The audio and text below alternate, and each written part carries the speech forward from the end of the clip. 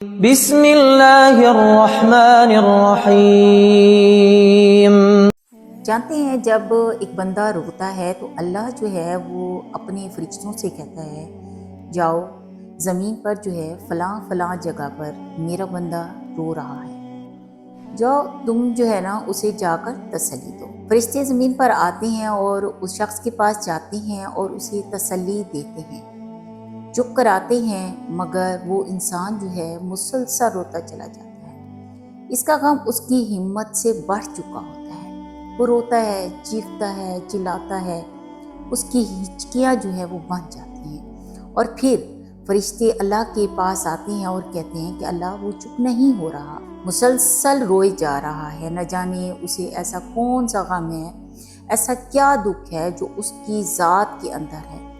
ہم نے بہت کوشش کی اسے چپ کروانے کی، تسلی دینے کی، مگر وہ ہے کہ زاروں قطار روئے جا رہا ہے۔ تو اللہ فرماتا ہے کہ مجھے پتہ ہے میرے بندے کو کیا ہوا ہے، کیونکہ میں اس کی بہت دل عزیز چیز، دل عزیز رشتے یا دل عزیز جو انسان ہے وہ لے لیا ہے، اس لیے اس کو اس کا غم ہے اور وہ زاروں قطار روئے جا رہا ہے۔